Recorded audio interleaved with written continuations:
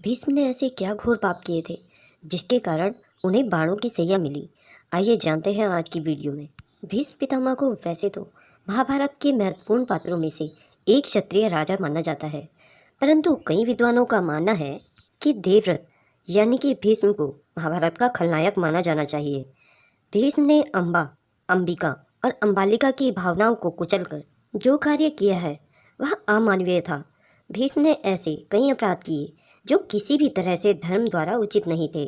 इसीलिए कहा जाता है कि वह अधर्म के साथ होने के कारण आदर्श चरित्र नहीं हो सकते। भीष्म अपने पिछले जन्म में एक वसु थे और एक श्राप के चलते उन्हें इस जन्म में मनुष्य बनकर कष्ट झेलने पड़े। 8 वसु भाइयों में से एक ध्युव नाम के वसु ने एक बार वशिष्ठ ऋषि की कामधेनु का हरण कर लिया था। इसे क्रोधित होकर वशिष्ठ ऋषि ने ध्युव से कहा कि ऐसा काम तो मनुष्य करते हैं, इसलिए तुम 8 वसु मनुष्य हो जाओ। यह सुनकर वसु ने घबराकर वशिष्ठ जी से शाप मुक्त होने की प्रार्थना की।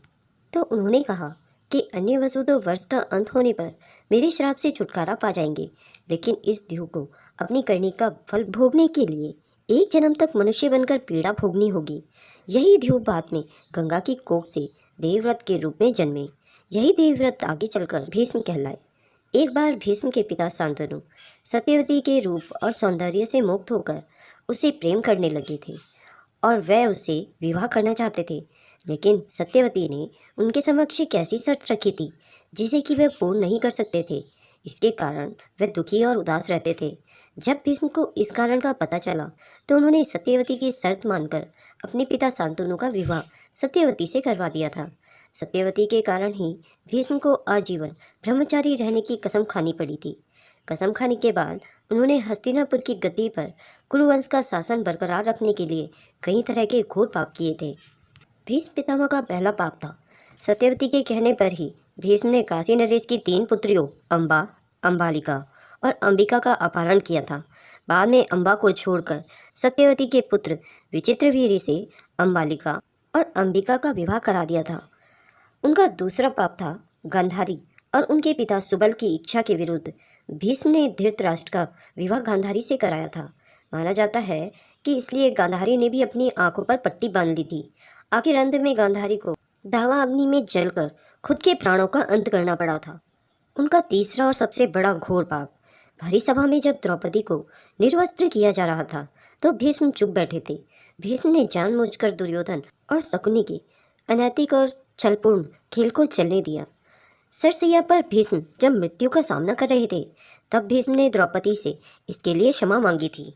उनका चौथा पाप था, जब कौरवों की सेना जीत रही थी, ऐसे में भीष्म ने ऐन वक्त पर पांडवों को अपनी मृत्यु का राज बताकर कौरवों के साथ धोखा किया था। भीष्म ने सरसैया पर लेटे हुए श्री कृष्ण से पूछा कि हे मधुसूदन, मेरे ये कौन से कर्मों का फल है जो मुझे बाणों की सैया मिली। तब श्री कृष्ण ने कहा, पितामह, आपने अपने पिछले 101वें जन्म में जब आप एक राजकुमार थे तब आप एक दिन शिकार पर निकले। उस वक्त एक करकेटा नाम का जीव एक वृक्ष के नीचे गिरकर आपके घोड़े के अग्रभाग पर बैठा था। आपने उसे बाण से उठाकर पेड़ के पीछे फेंक दिया था। उस समय वहाँ बेरिया के पेड़ पर जा गिरा और बेरिया के कांटे उसकी पीठ में धंस गए। करकेटा जितना निकलने की कोशिश करता उतना ही कांटे उसकी पीठ में चुभ जाते और इस प्रकार करकेटा 18 दिन तक जीवित रहा और उस कष्ट में जीवित रहते हुए ईश्वर से यही प्रार्थना करता था कि हे युवराज, जिस तरह से मैं तड़प तड़प कर मृत्यु को प्राप्त हो रहा हूँ, ठीक उसी प्रकार तुम भी तड़प तड़प कर मृत्यु को प्राप्त होंगे। अपने अगले और पिछले जन्म में भीष्म द्वारा इतने पाप करने के बाद भी भीष्म को किसी तरह से खलनायक नहीं माना जा सकता, क्योंकि भीष्म ने जो भी किया वह हस्तिनापुर के सिंहासन की रक्षा और कुरुवंश को बचाने के लिए किया था। तो फिर महाभारत का सबसे बड़ा खलनायक कौन था? यह जानने के लिए हमारे चैनल पर बने रहिए। हम महाभारत से जुड़े ऐसे ही और कई रोमांचक पौराणिक कहानियाँ और किस्से आपको जरूर सुनाएंगे। दोस्तों, आपको यह वीडियो कैसी लगी कृपया कमेंट करके ज़रूर बताएं और ऐसे ही बहुत सारी सुनी अनसुनी कहानियों को सुनने के लिए चैनल को सब्सक्राइब जरूर करें। वीडियो को अंत तक देखने के लिए आप सभी का बहुत बहुत